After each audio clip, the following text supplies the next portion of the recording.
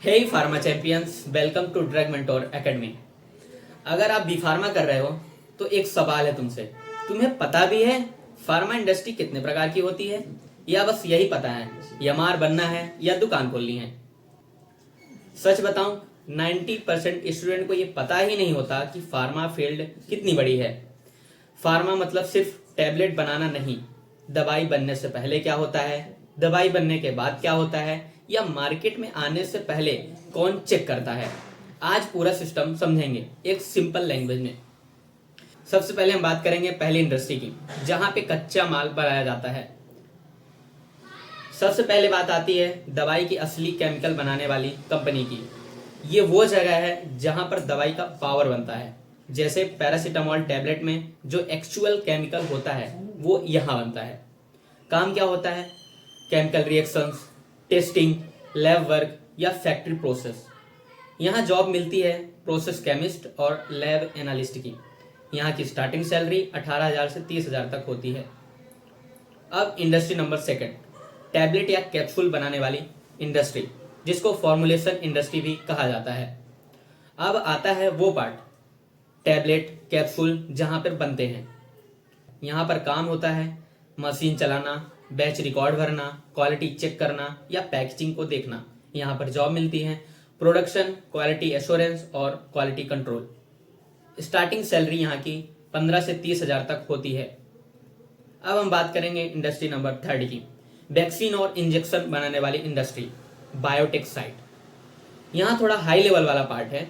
यहाँ vaccine, injection, special therapy वाली दवाई बनाई जाती है। काम थोड़ा टेक्निकल है लेकिन ग्रोथ ज़्यादा होती है। बाकी इंडस्ट्री के तहत यहाँ की सैलरी भी ज़्यादा होती है। अब industry number fourth, clinical trial वाली इंडस्ट्री।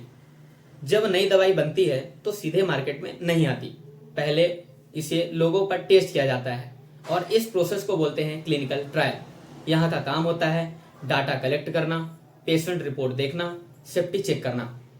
यह ज़्यादा ऑफिस बेस्ड वाला काम होता है। अब हम बात करेंगे इंडस्ट्री नंबर फिफ्थ की, ड्रग सेफ्टी या साइड इफेक्ट चेक करने वाली इंडस्ट्री। अगर मार्केट में दवाई आने के बाद किसी को साइड इफेक्ट होता है तो कौन चेक करता है? ये इंडस्ट्री चेक करती है। यहाँ बैठकर रिपोर्ट एनालिसिस करते हैं और देखते हैं कि दवाई सेफ है या नहीं। यह 100% डेस्क जॉब है। अब हम बात करेंगे इंडस्ट्री नंबर 6 की, रेगुलेटरी साइट्स, जैसे कि अप्रूवल बनाने वाली इंडस्ट्री। हर दवाई को एक गवर्नमेंट अप्रूवल चाहिए।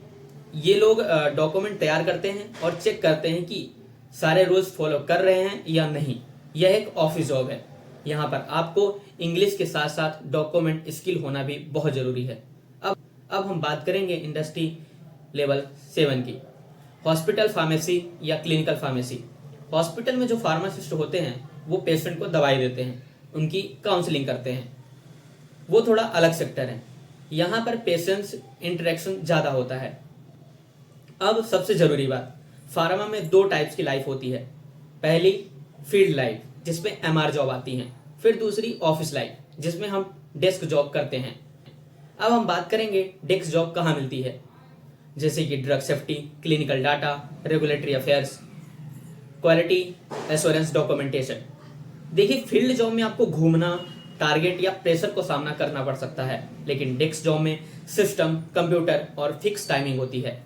अब सच सुनो, शुरुआत में सैलरी ज़्यादा नहीं होती, 15 से 30,000 कॉमन है, लेकिन एक्सपीरियंस और स्किल बढ़ाओ तो 50,000 से 80,000 भी पॉसिबल है। फार्मा स्लो ग्रोथ फील्ड है लेकिन स्टेबल है। अब मेन सवाल, एंट्री कैसे मिलेगी? इंटर्नशिप सीरियसली करो, कंप्यूटर सीखो, एक्सेल सीखो, इंग्लिश इंप्रूव करो और इंडस्ट्रियल विजिट के लिए जाओ। सिर्फ डिग्री लेकर बैठोगे तो स्ट्रगल करना होगा।